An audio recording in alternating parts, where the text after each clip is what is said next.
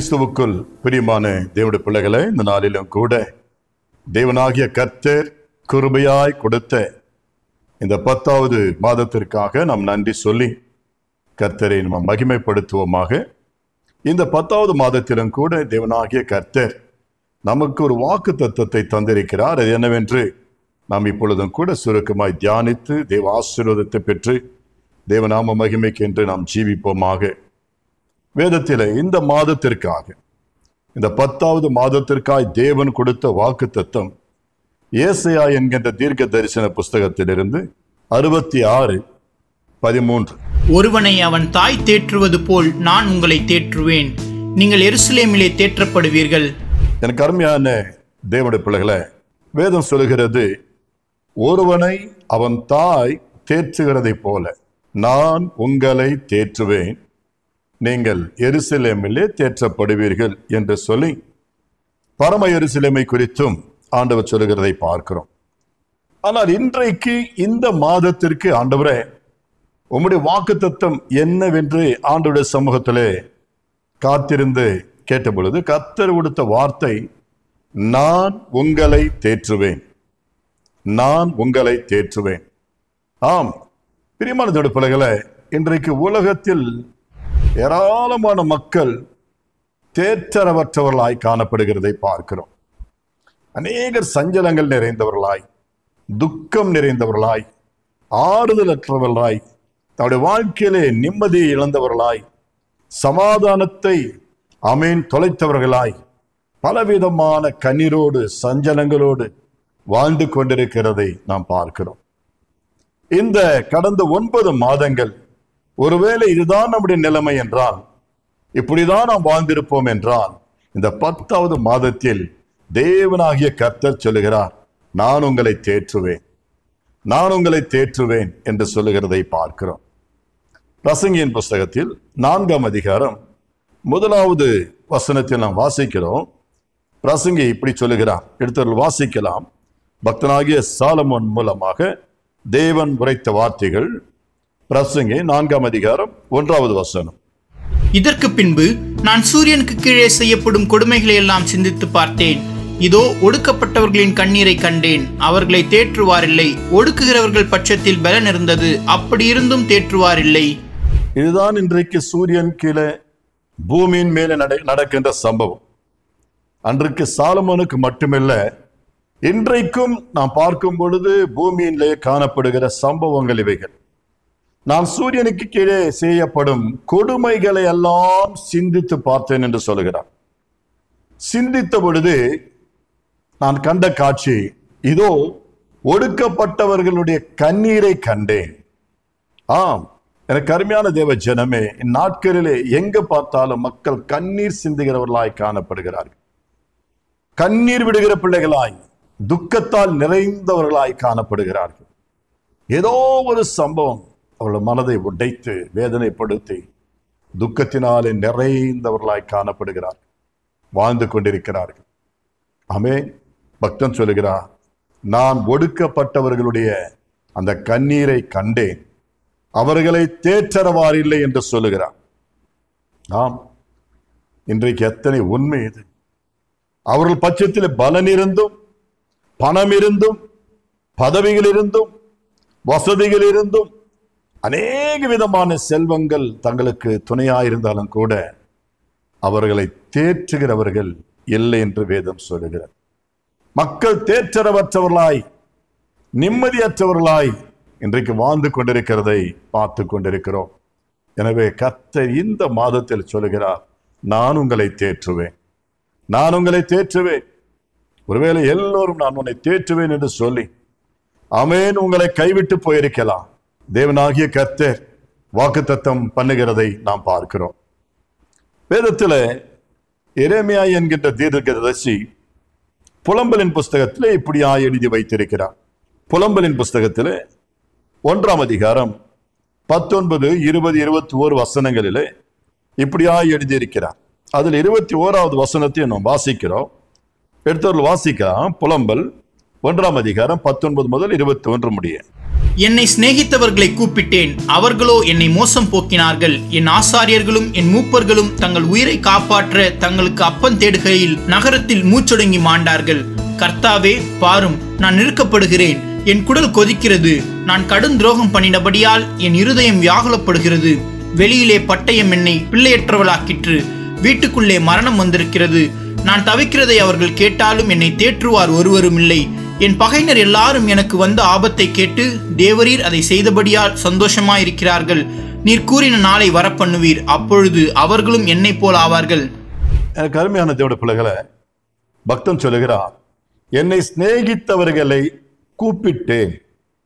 எனக்கு இருக்கின்ற நெருக்கங்கள் மத்தியில, அந்த இக்கட்டின் மத்தியில, வேதனைகள் மத்தியில, பாடுகள் மத்தியில, துயரங்கள் மத்தியில என்னை சிநேகித்தவர்களை கூட நான் அழைத்தேன், கூப்பிட்டேன். ஆனால் அவர்களோ என்னை மோசம் போக்கினார்கள். எனக்கு அருமையான தேவ ஜனமே, இதுதான் உலகம், இதுதான் மனிதன். ஆமென். நமக்கு எல்லாம் அனுகூலமா இருக்கும் பொழுது, நாம் நன்றாயிருக்கும் பொழுது நம்மை தேடி வந்து கட்டி பிடித்து நம்மை சொந்தம் கொண்டாடுவார்கள். ஆனால் நாம் சஞ்சலத்திலும் துயரத்திலும் வேதனையிலும் துக்கத்திலும் வாழ்ந்து கொண்டிருக்கும் பொழுது நாம் சிநேகித்தவர்களும் சரி, உறவினர்கள், நண்பர்கள், உற்றார் எல்லோரும் நம்மை விட்டு விட்டு போய்விடுவார்கள். ஆசாரியர்களும் என் மூப்பர்களும் தங்கள் உயிரை காப்பாற்ற தங்களுக்கு அப்பம் தேடுகையிலே வேதம் சொல்லுகிறது, நகரத்தில் மூச்சொடுங்கி அமேன் மாண்டார்கள் என்று சொல்லப்பட்டிருக்கிறது. மனிதர்கள் ஒருவருக்கு ஒருவர் தேற்றுக்கொள்ளவும் பலனற்றவர்களாய் காணப்படுகிறார்கள், மனமற்றவர்களாய் காணப்படுகிறார்கள். இப்பேற்பட்ட உலகத்தை நாம் வாழ்ந்து கொண்டிருக்கிறோம். பிரியமான தேவ ஜனமே, உண்மையாகவே கடைசி நாட்களிலே நமக்கு வரும் கஷ்டங்களிலே, பாடுகளிலே, பிரச்சனைகளிலே, இழப்புகளிலே நான் உனக்கு துணையாயிருப்பேன் என்று சொன்னாலும் கூட அநேக நேரங்களில் அவர்களாலே நம் மத்தியிலே இருந்து நம்மை காக்க முடியாது. வேதத்தில் ஒரு சம்பவத்தை நான் உங்களுக்கு முன்பாக வைக்க விரும்புகிறேன். எடுத்தவர்கள் வாசிக்கலாம். ஆதியாகமத்தின் புஸ்தகம் 5ஆம் அதிகாரம் 28, 29வது வசனத்தில் நாம் பார்க்கும் பொழுது, ஆதியாகமம் 5ஆம் அதிகாரம் 28, 29. லாமேக்கு 182 வயதான போது ஒரு குமாரனை பெற்று, கர்த்தர் சபித்த பூமியிலே நமக்கு உண்டான வேலையிலும் நம்முடைய கைகளின் பிரயாசத்திலும் இவன் நம்மை தேற்றுவான் என்று சொல்லி அவனுக்கு நோவா என்று பெயரிட்டான். ஆமென். லாமேக்கு தனக்கு 182 வயதான பொழுது ஒரு குமாரனை பெற்று, இந்த பூமியிலே சபிக்கப்பட்ட இந்த தேசத்திலே சாபம் நிறைந்த இந்த சூழ்நிலையில ஒரு பிள்ளையை பெறுகிறதை பார்க்கிறோம். அப்பொழுது அவன் சொல்லுகிறான், இதோ தேவன் நமக்கு ஒரு ஆறுதலையும் தேறுதலையும் உண்டாக்குவான். அது எப்படி என்றால், என் மகன் மூலமாக. பாருங்க, அந்த மகனுக்கு என்ன பெயர் சூட்டுகிறார்? நோவா என்று பெயர் சூட்டுகிறதை பார்க்கிறோம். இவன் நம்மை தேற்றுவான் என்று சொல்லி அவனுக்கு நோவா என்று பெயரிட்டார்கள். பாருங்க, நோவாவின் ஆயுஸ் நாட்கள் எல்லாம் கூட வேதத்தில் சொல்லப்பட்டிருக்கிற 950 வருடங்கள் பூமியில வாழ்ந்தான். நோவாவினாலே அதற்கு மேலே வாழ முடியாது. அவன் மனிதன். எத்தனை பேரு எத்தனை காலமாக அவர் தேற்ற முடியும், ஆற்ற முடியும்? அவர் உயிரோடு இந்த நாட்களிலேயே அவருடைய நிலைமை பரிதாபமாகவும் இருந்தது என்று வேதம் சொல்லுகிறது. எனக்கு அருமையான தேவ ஜனமே, அவர் திராட்சை ரசம் குடித்தவராய், அமேன், அந்த குடியிலே தனக்கு எப்படிப்பட்ட நிலையில் அவன் படுத்திருக்கிறார் என்பதை கூட தெரியாதபடிக்கு, அறியாதபடிக்கு அப்படியே அவன் நிர்வாணத்தோடு படுத்துக் கொண்டிருக்கிறார் என்று வேதம் சொல்லுகிறது. பாருங்க, தனக்கே உதவி செய்ய ஒருவர் தேவைப்படும் பொழுது எப்படி அவன் மற்றவர்களுக்கு உதவியா இருக்க முடியும்? இந்த வசனத்திலே அல்லது இந்த சம்பவங்களில் நம்ம என்ன தெரிகிறது, நமக்கு என்ன வேதம் போதிக்கிறது என்று சொன்னால், மெய்யாகவே மனிதர்களாலே நம்மை முழுமையாய் தேற்றவும் முடியாது, உதவி செய்யவும் முடியாது, நம்மை ஆற்ற முடியாது, அரவணைக்க முடியாது. ஆனால் சொல்லுகிற கர்த்தர், இந்த வாக்குத்தத்தம் பண்ணுகிறவர் உண்மையுள்ள தெய்வமாய் இருக்கிறார். அவரை நம்புவோம். அவர் நம்மை முற்றும் முடிய நடத்துவார். எப்படி? நம்மை ஆறுதலோடும் தேறுதலோடும் நம்மை தேற்றி நடத்துகிறவராய் காணப்படுகிறார். எனக்கு அருமையான தேவ ஜனமே, எரேமியா என்கின்ற தீர்க்கதரிசி 31ஆம் அதிகாரத்தில் 11வது வசனத்திலிருந்து 14 முடிய ஒரு அழகான சம்பவத்தை அவர் சொல்லுகிறதை பார்க்கிறோம். எரேமியா 31ஆம் அதிகாரம் 11வது வசனத்திலிருந்து 14 முடிய. கர்த்தர் யாக்கோபை மீட்டு அவனிலும் பலத்தவனுடைய கைக்கு அவனை நீங்களாக்கி விடுவிக்கிறார். அவர்கள் வந்து சியோனின் உச்சியிலே கெம்பீரித்து, கர்த்தர் அருளும் கோதுமை, திராட்சரசம், எண்ணெய், ஆட்டுக்குட்டிகள், கன்றுக்குட்டிகள் என்பவைகளாகிய இந்த நன்மைகளுக்காக ஓடி வருவார்கள். அவர்களுடைய ஆத்துமா நீர்ப்பாய்ச்சலான தோட்டம் போலிருக்கும். அவர்கள் இனி தொய்ந்து போவதில்லை. அப்பொழுது கன்னிகைகளும் வாலிபரும் முதியோரும் கூட ஆனந்த களிப்பாய் மகிழ்வார்கள். நான் அவர்கள் துக்கத்தை சந்தோஷமாக மாற்றி அவர்களை தேற்றி அவர்கள் சஞ்சலம் நீங்க அவர்களை சந்தோஷப்படுத்துவேன். ஆசாரியர்களின் ஆத்துமாவை கொழுமையானவைகளினால் பூரிப்பாக்குவேன். என் ஜனங்கள் நான் அளிக்கும் நன்மையினால் திருப்தியாவார்கள் என்று கர்த்தர் சொல்லுகிறார். பக்தனை விதமாய் சொல்லுகிறதை பார்க்கிறோம். கர்த்தர் யாக்கோபை மீட்டு, யாக்கோப் என்று சொல்லும் பொழுது அவரால் தெரிந்து கொள்ளப்பட்ட ஜனங்கள், அவருடைய பிள்ளைகள், அவரை ஏற்றுக்கொண்டவர்கள், கர்த்தருடைய நாமம் தரிக்கப்பட்ட பிள்ளைகள். ஆம், கர்த்தர் சொல்லுகிறார், கர்த்தர் யாக்கோபை மீட்டு அவனிலும் பலத்தவனுடைய கைக்கு அவனை நீங்களாக்கி விடுவிக்கிற தெய்வமாக இருக்கிறார். நம்மை அநேக நேரங்களிலே நம்மை விட பலவான்களாய் இருக்கிறவர்கள் நம்மை ஒடுக்கி நம்முடைய எல்லா விதமான காரியங்களை, சொத்தையும் சுகத்தையும் பறிக்கிறவர்களாய் அழிக்கிறவர்களாயும் காணப்படுகிறார்கள். எனவே இப்பேற்பட்ட சூழ்நிலைகளிலே கர்த்தர் சொல்லுகிறார், நான் அவனிலும் பலத்தவனுடைய கைக்கு அவனை நீங்களாக்கி விடுவித்து, அவர்கள் வந்து சியோனின் உச்சியிலே கெம்பீரித்து மகிழ்ச்சியோடு தேவனை ஆராதித்து தேவனை துதிக்கத்தக்கதாக கர்த்தர் அருளும் கோதுமை, திராட்சரசம், எண்ணெய், ஆட்டுக்குட்டிகள் என்று இவைகள் எல்லாம் பார்க்கிறோம். கன்றுக்குட்டிகள் நன்மைகளுக்காக ஆமென் ஓடி வருவார்கள்.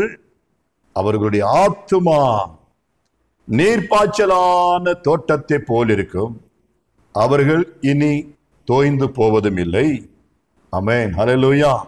அப்பொழுது கன்னிகைகளும் வாலிபரும் முதியோரும் கூட ஆனந்த களிப்பாய் மகிழ்வார்கள். நான் அவர்கள் துக்கத்தை சந்தோஷமாக மாற்றி, நன்றாக கவனிங்க, கர்த்தர் நம்முடைய துக்கத்தை சந்தோஷமாக மாற்றி அவர்களை தேற்றி, ஆமென், அவர்கள் சஞ்சலம் நீங்க அவர்களை சந்தோஷப்படுத்துவேன் என்று சொல்லுகிறதை பார்க்கிறோம். தேவன் நம்மை தேற்றி ஆற்றி சஞ்சலங்கள் எல்லாம் நீக்கி இந்த 10வது மாதத்திலே கம்பீரமாக மகிழ்ச்சியோடு துள்ளி குதிக்கத்தக்கதாக, சந்தோஷத்தோடு ஆடி பாடி தேவனை மகிமைப்படுத்தத்தக்கதாக என் ஆண்டவர் நமக்கு ஆறுதல் அளிக்க போகிறார். எத்தனை பேர் விசுவாசிக்கிறீங்க?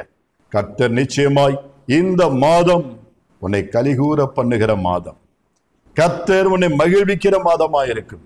உன் துக்க நாட்கள் முடிந்து போகும். உன்னுடைய எல்லா சஞ்சலங்களும், உன்னுடைய எல்லா விதமான அங்கலாய்ப்பும் தேவன் ஆமென் ஒழிக்க போகிறார்.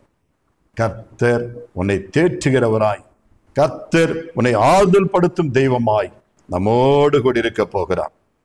பிரியமான தேவ ஜனமே, வேதத்தில் வாசிக்கும் பொழுது நம்முடைய தேவன் ஆறுதல் படுத்துகிற தேற்றுகிற தேவன் என்பதை ராஜாவாகிய எசேக்கியா தம்முடைய ஜனங்களை பார்த்து சொல்லுகிறதை பார்க்கிறோம்.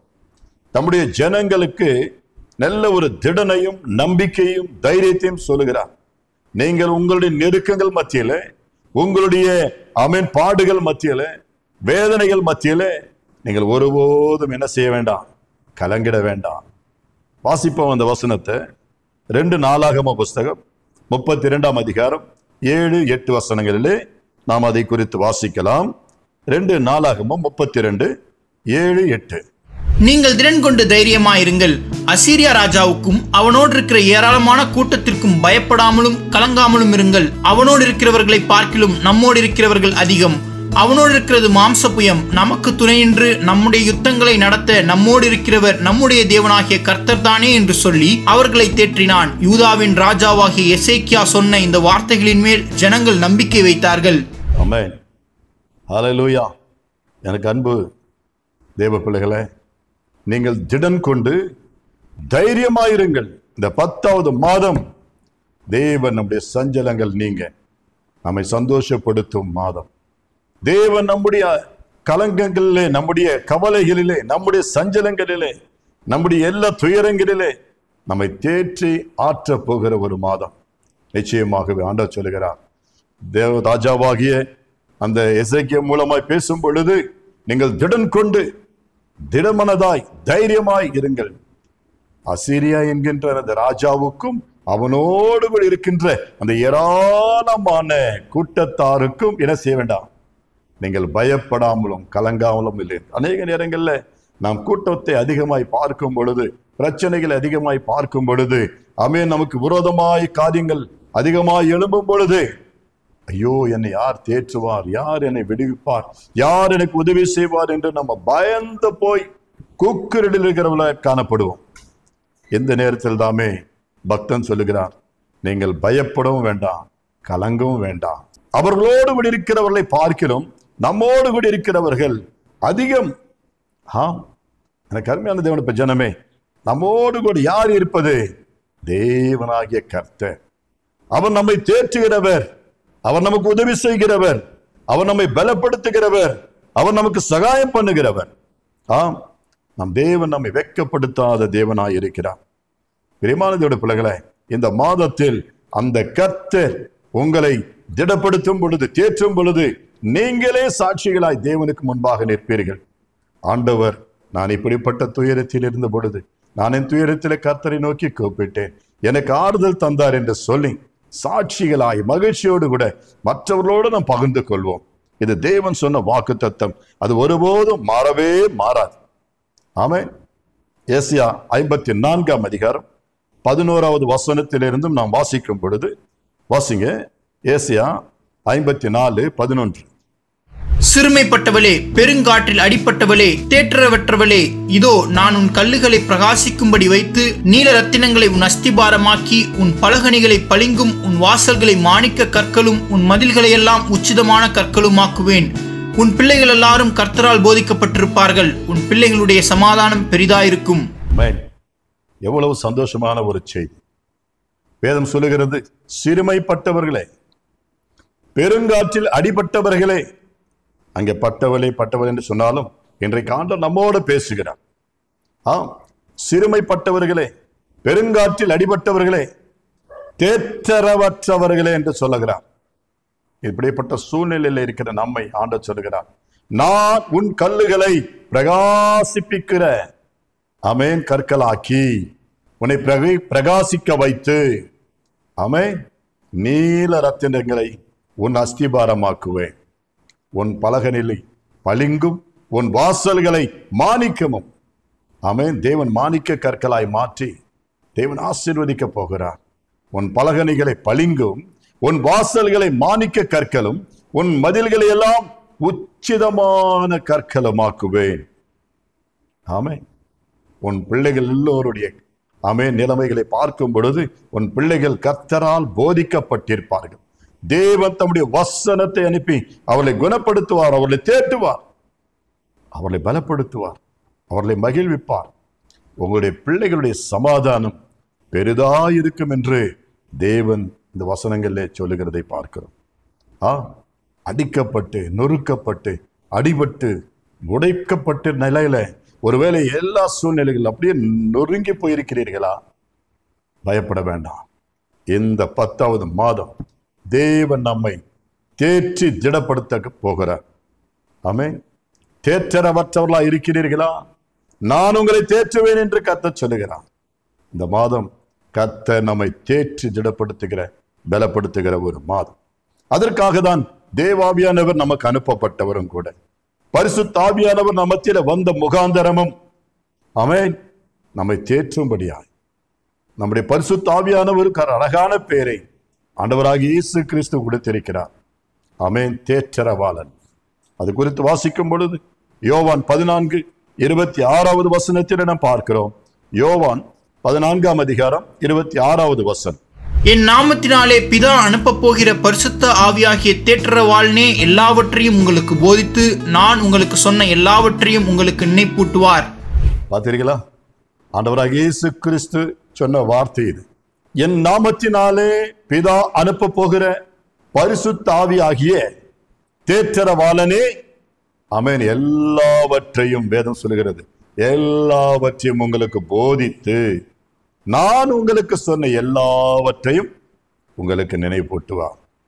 பரிசுத்த ஆவியானவர் இன்றைக்கு நம்மோடு கொண்டிருந்து கர்த்தர் சொன்ன வார்த்தைகளை திரும்ப திரும்ப திரும்ப திரும்ப நினைப்பூட்டி நம்மை தேற்றி ஆற்றி திடப்படுத்தி, நீ கலங்காதே, கர்த்தர் சொன்னதை நினைவுக்கூர், கர்த்தர் சொன்ன வாக்கு தத்தத்தை நீ நினைவுக்கூர் என்று சொல்லி நம்மை தட்டி எழுப்பி திடப்படுத்தி பலப்படுத்தி இந்த மாதம் முழுவதுமாய் அவர் நம்மை ஆற்றிக்கொண்டே இருப்பார், தேற்றுக்கொண்டே இருப்பார். இந்த பரிசுத்த ஆவியானவருக்காக நாம் நன்றி சொல்ல கடன்பட்டிருக்கிறோம். ஆம் தேவ ஜனமே, கடைசியாக ஒரு வசனத்தை சொல்லி நான் முடிக்க விரும்புகிறேன். 2 தெசலோனிக்கேயரின் புஸ்தகத்தில் 2ஆம் அதிகாரம் 16-17 வசனங்களிலே பரிசுத்த வேதாகமம் இப்படியாய் சொல்லி நம்மை ஆசீர்வதிக்கிறதை பார்க்கிறோம். 2 தெசலோனிக்கேயர் 2ஆம் அதிகாரம் 16-17 வசனங்கள். நம்முடைய கர்த்தராகிய இயேசு கிறிஸ்துவும் நம்மிடத்தில் அன்பு கூர்ந்து நித்திய ஆறுதலையும் நல் நம்பிக்கையும் கிருபையாய் நமக்கு கொடுத்திருக்கிற நம்முடைய பிதாவாகிய தேவனும் உங்கள் இருதயங்களை தேற்றி எல்லா நல் வசனத்திலும் நற்கிரியையிலும் உங்களை ஸ்திரப்படுத்துவாராக. ஆசீர்வாதமான ஒரு வார்த்தை. நம்முடைய கர்த்தராகிய இயேசு கிறிஸ்துவும் நம்மிடத்தில் அன்பு கூர்ந்து நித்திய ஆறுதலையும் நல் நம்பிக்கையையும் கிருபையாய் நமக்கு கொடுத்திருக்கிற அருமையான வார்த்தை சொல்கிறது. நம்முடைய பிதாவாகிய தேவனும் உங்கள் இருதயங்களை தேற்றி, அல்லேலூயா, உடைந்து போன உங்களுடைய உள்ளங்களை தேற்றி எல்லா நல் வசனத்தினால நற்கிரியையிலும் உங்களை ஸ்திரப்படுத்துவாராக. ஆம், பக்தன் தாவீது சொன்னது போல, கர்த்தர் எனக்கு மெய்ப்பராயிருக்கிறபடினாலே நான் மரண இருளின் பள்ளத்தாக்கில் நடந்தாலும் பொல்லாப்புக்கு பயப்படேன், தேவரீர் என்னோடு கூடியிருக்கிறேன், உம்முடைய கோல் உம்முடைய தடியும் என்னை தேற்றும். ஆம் பிரியமானதோட பிள்ளைகளை, கோல் என்பது தேவனுடைய வார்த்தை, தடி தேவனுடைய வாக்குத்தத்தங்கள். இந்த வார்த்தைகள் ஒருபோது நம்மை வழிவிலக போக செய்யாது. அதை நம்மை தேற்றும், நம்மை ஆறுதல் படுத்தும், நமக்கு பலன் கொடுக்கும். இந்த மாதத்தில் நமக்கு துக்கத்தை ஏற்படுத்துகிற எல்லா சூழ்நிலைகளையும் ஒதுக்கி விலக்கி தேவன் சந்தோஷத்தினாலும் சமாதானத்தினாலும் தேவனுடைய அன்பினாலும் நம்மை பிரகாசம் அடைய செய்து இந்த மாதம் முழுவதும் நம்மையும் நம்முடைய பிள்ளைகளையும் நம்முடைய குடும்பங்களையும் சந்தோஷமாக வைத்து நடத்துவேன் என்று இந்த மாதத்தில் தேவன் கொடுத்த வாக்கு தத்தம். நான் உங்களை தேற்றுவேன். தேவன் தாமே இந்த வார்த்தையின் மூலமாக இந்த மாதம் முழுவதும் நம்மோடு இடைப்படுவாராக. நன்றி. கர்த்தர் உங்களை ஆசீர்வதித்து நம்முடைய விசேஷித்த ஆறுதலினாலும் சமாதானத்தினாலும் காத்துக்கொள்வாராக. God bless you. Happy October.